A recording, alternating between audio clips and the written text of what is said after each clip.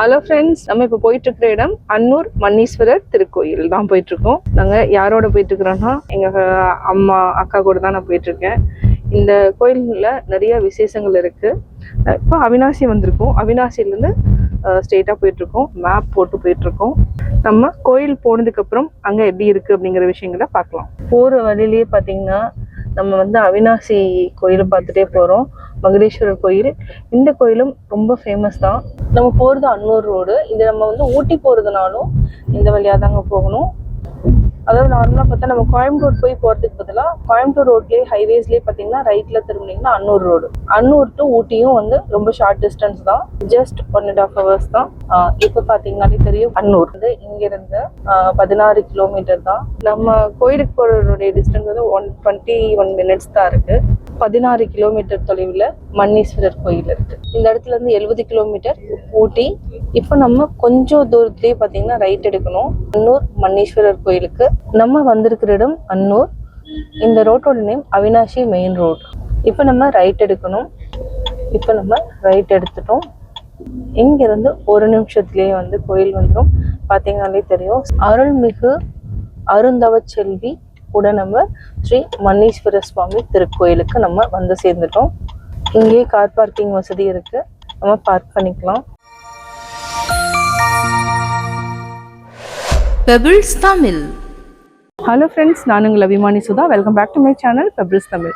நம்ம இங்கே வந்திருக்கிற இடம் அன்னூரில் இருக்கக்கூடிய மன்னீஸ்வர சுவாமி திருக்கோயில். இந்த கோயிலில் பார்த்தீங்கன்னா நிறைய விசேஷங்கள் இருக்குது. அதாவது என்னன்னா, முற்பிறவியில் செய்த பாவங்கள் தீரும்னு சொல்கிறாங்க. அதாவது வீடு கட்டணும் அப்படின்னு நினச்சிங்கனாலும் இந்த திருக்கோயிலில் நம்ம மிதிச்சுட்டு வந்தாலே போதும், அதாவது மிதித்தாலே போதும்னு சொல்கிறாங்க. அதாவது குழந்தை இல்லாதவர்கள், கல்யாணம் ஆகாதவங்களும் இந்த திருக்கோயிலில் ஒரு முறை சாமியை பார்த்துட்டு போனாலே அது கட்டாயம் நடக்குங்கிறது ஒரு ஐதீகமாகவே சொல்கிறாங்க. இதுக்கு நிறையா கதைகள் இருக்குது. நம்ம என்னென்ன சன்னதி இருக்குங்கிறதையும் பார்த்து தெரிஞ்சுக்கலாம். அதுக்கு முன்னாடி எனக்குன்னா பெபிள்ஸ் தமிழ் சேனலை சப்ஸ்கிரைப் பண்ணாமல் இருந்தீங்கன்னா கட்டாயம் சப்ஸ்கிரைப் பண்ணி பாருங்கள். வாங்க என்னென்ன இருக்குன்னு போகலாம். அருள்மிகு அருந்தவர் செல்வி ஸ்ரீ மன்னீஸ்வரர் சுவாமி திருக்கோயில்.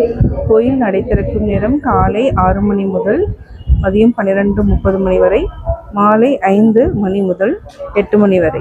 மன்னீஸ்வர சுவாமி கோயிலுக்கு வந்திருக்கிறோம். இங்கே பார்த்தீங்கன்னா மன்னீஸ்வரர் நம்ம அப்படியே சுற்றி பார்க்கலாம். கோயில் 1800 ஆண்டுகளுக்கு முன்பு இருந்தே இந்த கோயில் இருக்குது. அதாவது விசேஷமான கோயில். நம்ம முன் பிறவியில் செய்த பாவங்கள் போக்கும் அப்படிங்கிறது தான் இந்த கோயிலினுடைய விசேஷம். அதே மாதிரி வீடு வாங்கணும், நம்ம வீடு கட்டணும் அப்படின்னு நினச்சி இந்த கோயிலில் மிதித்தாலே போதும் அப்படின்னு சொல்லுவாங்க. இங்கே பார்த்தீங்கன்னா கோசாலைகள் இருக்கு. கோயிலின் தலவிருட்சம் வன்னிமரம், மகாவில்வம். இந்த மரம் மகாவில்வம் கூட்டிலையை கொண்ட அபூர்வ மகாவில்வம் மரம். இது 10, 13, 16, 19, 22, 27 என இதன் இதழ் இயற்கையில் தோன்றுகிறது. இதற்கு பிரம்ம வில்வம் எனவும், இதன் இதழ்கள் சிவபெருமான் கண்களை போன்று தெய்வீக தோற்றமளிக்கும். வில்வத்தில் மிக உயர்ந்ததாகவும் சிவபெருமான் அர்ச்சனைக்கு மீண்டும் மீண்டும் ஏற்றதாகவும் இந்து மக்களின் புனித மரமாக இயற்கையாக படைக்கப்பட்டுள்ளது. 27 நட்சத்திரங்களை உணர்த்தும் வகையில் முதமையில் தனது தோற்றத்தை 27 இதழ் கொண்ட நட்சத்திர வில்வமாகிய சிவபெருமானுக்கு அர்ப்பணிக்கிறது. 27 நட்சத்திர இதழ் கொண்ட வில்வத்தை பெரும் புண்ணியவான் கண்டுள்ளதாக ஐதீகம் கூறுகிறது. மேலே பார்த்தீங்கன்னா வன்னிமரம். இந்த கோயிலே பார்த்தீங்கன்னா ஒரு முக்கியமான விசேஷம் பிருத்விலிங்கம், அதாவது மண்தலம் காஞ்சிபுரம், அப்புலிங்கம் திருவானைக்காவல் நீர்த்தலம், தேயுலிங்கம் திருவண்ணாமலை நெருப்புத்தலம், வாயுலிங்கம் திருக்காலத்தி காற்றுத்தலம், ஆகாயலிங்கம் சிதம்பரம் ஆகாயத்தலம். ஒரே இடத்துலயே நீங்க பார்த்தீங்கன்னா மண், நீர், நெருப்பு, காற்று, ஆகாயத்தலம் எல்லாத்தையுமே பார்க்கக்கூடிய திருக்கோயில் தான் மன்னீஸ்வரர் கோயில். இன்னைக்கு பிரதோஷங்கிறதுனால இங்க ரொம்ப விசேஷங்கள் நடந்துட்டு இருக்கு. எல்லாருமே வெல்வேலையை பறிச்சுட்டு இருக்காங்க, தண்ணி ஊத்திட்டு இருக்காங்க. இன்னைக்கு பிரதோஷங்கிறதுனால அலங்காரம் செய்து ஒரு முறை வலம் வந்தாச்சு.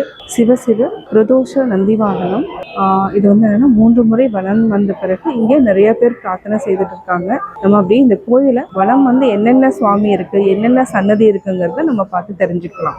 அப்படியே நம்ம வெளியில வந்தோம்னா 63 நாயன்மார்களுடைய சன்னதி. இது ஓப்பன்ல இருக்கிறதுனால எல்லாருமே நல்லா ப்ரே பண்ணிட்டு போறாங்க. இது 2 வாசல் இருக்கு. கிழக்கு வாசல் வழியாக வரலாம், வடக்கு வாசல் வழியாகவும் நம்ம இந்த சன்னதிக்கு வரலாம். அருள்மிகு ஸ்ரீ அருந்தவச்செல்வி உடனமர் ஸ்ரீ மன்னீஸ்வர சுவாமி திருக்கோயில். இன்னைக்கு சோமவார பிரதோஷங்கிறதுனால பார்த்தீங்கன்னா ஏகப்பட்ட கூட்டம் இருக்குங்க. நிறைய பேர் வந்து பிரார்த்தனை செய்துட்டு போகிறாங்க. கோயிலுடைய கோபுரமே பார்த்தீங்கன்னா கொஞ்சம் வித்தியாசமாக இருக்கும். அற்புதமான திருக்கோயில், நிறைய பெருமைகள் இருக்குது இந்த கோயிலுக்குன்னு. இந்த கோயில் ஸ்ரீ அருந்தவச்செல்வி சன்னதி. நம்ம கோயில் வளாகத்திற்கு உள்ள எடுக்கலாம், மூலவரை நம்ம எடுக்கக்கூடாதுங்கிறதுனால வெளியில இருந்தே நம்ம வீடியோவில் பார்க்கலாம். ஸ்ரீ கன்னிமூல கணபதி. மன்னீஸ்வரர் கோயிலினுடைய தனிச்சிறப்பு இன்னொன்றும் நான் சொல்கிறேன். சூரிய பகவானுக்கு எதிரிலேயே பார்த்தீங்கன்னா சனி பகவான் இருப்பார். அருந்தவ செல்விக்கு எதிரிலேயே பார்த்தீங்கன்னா கன்னிமூல கணபதி இருப்பாங்க. அது மட்டும் இல்லைங்க, சந்திர பகவானுக்கு எதிரில் பார்த்தீங்கன்னா பிரதான கணபதி இருப்பாங்க. எங்கேயும் இல்லாத ஒரு தனிச்சிறப்பு வந்து இந்த சன்னதிக்கு உண்டு. ஸ்ரீ மன்னீஸ்வரர் சன்னதி, பிரதான கணபதி, அதுக்கப்புறம் பார்த்தீங்கன்னா அருந்தவ செல்வி, மூலவரி சுயம்புருவம். இப்போ நீங்கள் பார்த்துட்டு இருக்கிற கோயில் அருந்தவ செல்வி தாயார் சன்னதி. நம்ம கோயிலுக்குள்ளே போய் எடுக்க முடியாதுங்கிறதுனால நம்ம வெளியிலேருந்தே எடுத்துக்கிறோம். இன்னைக்கு பிரதோஷங்கிறதுனால இப்போ கோயிலில் விசேஷம் நடந்துட்டு நந்தி பகவானுக்கு இப்போ தான் பூஜை முடிச்சதுக்கப்புறம் எல்லாருமே அர்ச்சனை செய்துட்டு வராங்க. இதுதான் மூலவர் சன்னதி, மன்னீஸ்வரர் சன்னதி, கன்னிமூல கணபதி. நம்ம கோயில் கோபுரத்துலேருந்து வந்த உடனே பார்த்தீங்கன்னா ரைட்டில் சந்திர பகவான் சன்னதி, லெஃப்டில் பார்த்தீங்கன்னா சூரிய பகவான் சன்னதி. தல வரலாறு இதுக்கு பார்த்தீங்கன்னா நிறையா இருக்குது. தல வரலாறு 21 சுற்றுக்கள் சுற்றி 21 தீபம் ஏற்றி வழிபட்டால் செய்த பிறவி பயன்கள் வந்து தீரும்னு சொல்கிறாங்க. இது வந்து ஐதீகமும் கூட. இந்த கோயிலுக்குன்னு தனி விசேஷம் இருக்குது. இங்கே சனீஸ்வர பகவானுக்கு சன்னதி தனியாக இருக்குது, நவகிரக சன்னதி. 21 சுற்று 21 தீபம் ஏற்றி வழிபட்டால் பிறவி பயன்கள் தீரும் என்பது நம்பிக்கை. இங்கே பார்த்தீங்கன்னா எல்லாருமே 21 தீபம் ஏற்றி வழிபட்டு இருக்காங்க.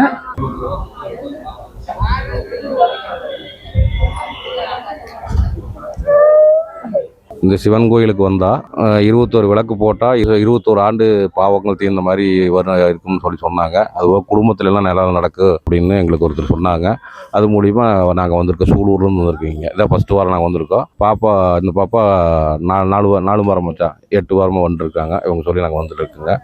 பிள்ளைகள்லாம் கூட்டம் வந்திருக்கோம், ஃபேமிலியோடு வந்திருக்கோம். அப்போ வேற ஒருத்தர் 2-3 பேர் சொன்னதுனால அதை கேட்டு வந்திருக்கோம். நாங்கள் இன்றைக்கி தான் ஃபஸ்ட்டு வந்திருக்கோம். நாங்கள் அவங்களுக்கு நல்லா பரவாயில்ல அப்படின்னாங்க.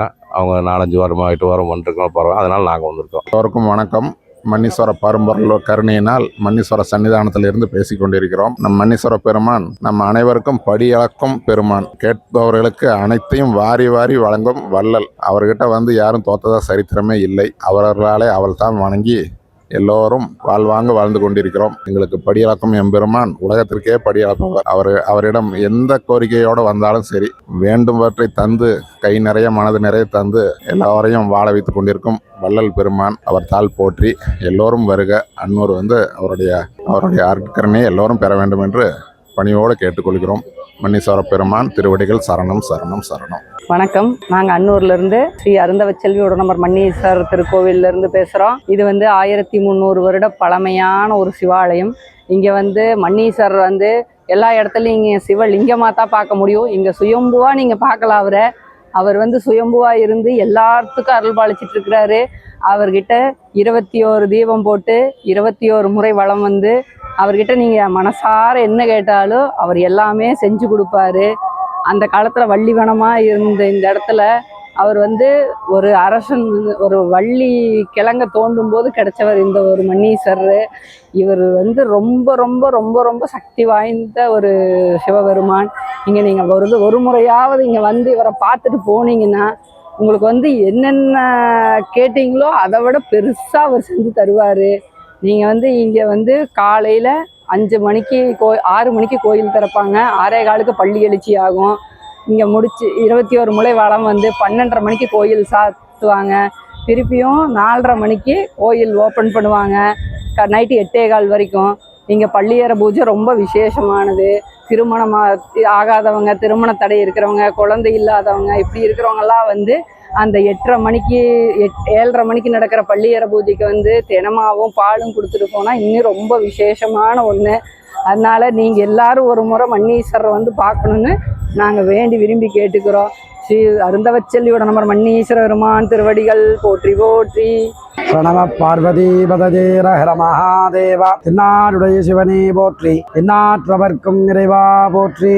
கோவை மாவட்டம் அன்னூர் அருள்மிகு அருந்தவ செல்வி உடன்மர் மன்னீஸ்வர சுவாமி ஆலயம். இவ்வாலயமானது சக்திமங்கலத்தின் அருகில் அமைந்துள்ளது. இவ்வாலயத்தில் சிவபெருமான் பறவை ரூபமாக இருந்து இவ்வாலயத்தில் காட்சி கொடுக்கின்றார். இங்கே இருக்கக்கூடிய சிவபெருமான் ஆதிகாலத்தில் வள்ளி வனமாக இந்த இடத்தில் திகழப்பட்டது. ஒரு வேடன் கிழங்குகளை பறித்து சாப்பிட்டு வந்தான். அப்பொழுது இந்த இடத்தில் கிழங்கை வெட்டும் பொழுது இரத்தமானது வந்தது.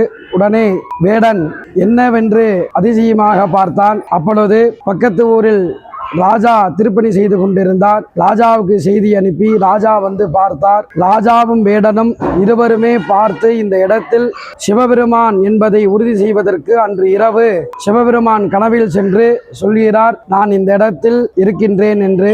உடனே ராஜா வந்து இந்த இடத்தில் இருக்கக்கூடிய சிவபெருமானை எடுப்பதற்கு முயற்சி செய்தார். எப்படி என்றால் யானையை கட்டி சங்கிலியினாலே சிவபெருமானை எடுக்கிறதுக்கு முயற்சி செய்தார். மீண்டும் கடப்பாறையினாலே இந்த இடத்தில் சுவாமியை எடுப்பதற்கு முயற்சி செய்தார். சுவாமி எதற்குமே அசைவு கொடுக்கலை. அப்பொழுது ராஜாவும் வேடனும் இந்த இடத்திலே மண்டியிட்டு கேட்கின்றனர், எப்படி சுவாமி இந்த இடத்துல இருக்கிறீங்க, எப்படி உங்களுக்கு நாங்கள் எடுத்து செல்வது என்று. அப்பொழுது சுவாமி அசீரிய ஒளியில் எனக்கு இதே இடத்தில் ஆலயம் கட்ட வேண்டும் என்பதை சுவாமி சொன்னதாகவும், சுவாமி வந்து பறந்து வந்ததாக ஐதீகம். பட்சி வடிவமாக இந்த இடத்திலே இருக்கின்றார். சுவாமியுடைய திருமேனியானது இதுதான். சுவாமிக்கு இறகுகள் 2 பக்கம் உள்ளது. சுவாமி கோடாரியினாலே வேடன் வெட்டப்பட்ட இடம். சுவாமியுடைய சிரசில் இன்னும் அந்த வெட்டுப்பட்ட இடமானது இந்த இடத்திலே உள்ளது. சுவாமியினுடைய சங்கிலினுடைய அச்சானது சுவாமியுடைய திருமேனியில் 2 பக்கமும் அமைந்துள்ளது. அந்த திருமேனி நாம் அபிஷேகம் செய்யும் பொழுது பார்க்கலாம். சுவாமி வந்து இந்த இடத்தில் பட்சி ரூபமாக இருந்து காட்சி கொடுக்கிறார். முன்ஜென்ம பாபதோஷ நிவர்த்தி ஸ்தலம். நம்மளுடைய மூதாதையர்கள் செய்த பாவம், நாம் செய்த தவறு அனைத்தையும் சிவபெருமான் வந்து மன்னிக்கிறார். அதனால சுவாமியுடைய பெயர் மன்னீஸ்வரர்.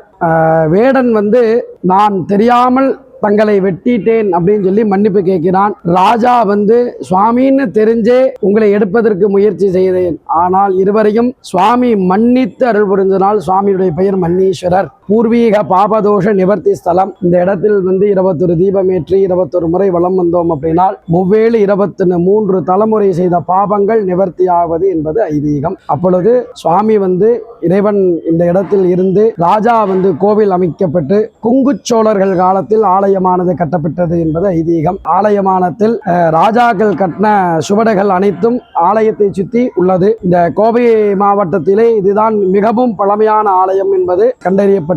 அதே போல் பூமி சம்பந்தமான இட பிரச்சனைகள் இந்த இடத்தில் மண் வைத்து பூஜை செய்வது ரொம்ப விசேஷமாக கருதப்படுகிறது. திருச்சிற்றம்பலம். பள்ளியறை பூஜை முடிச்சதுக்கு அப்புறம் பார்த்தீங்கன்னா திருக்கோயிலை சுற்றி வலம் வந்துட்டு இருக்காங்க.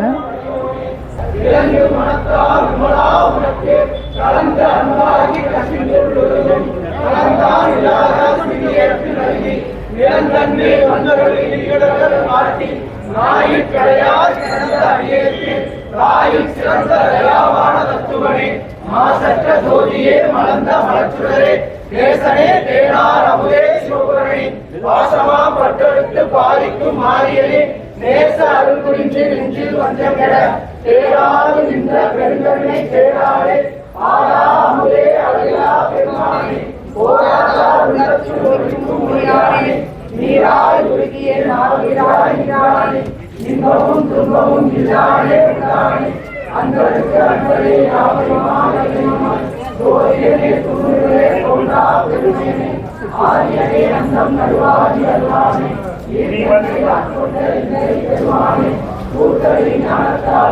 நீங்களும் கொங்கு மண்டலத்துக்கு போனீங்கன்னா கட்டாயமாக இந்த கோயிலுக்கு சென்று வாருங்கள்.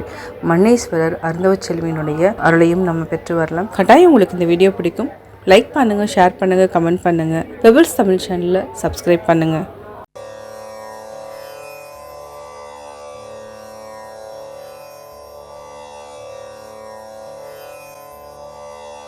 நடுவின்றி நன்பொருள் வெஃகின் குடிபொன்றி குற்றமும் ஆங்கே தரும். நடுவு நிலைமை தவறி பிறர் நல்வழியில் ஈட்டிய பொருளின் மீது பேராசை கொண்டால் அவனின் குடி அழிந்து போகும். பெபிள்ஸ் தமிழ்.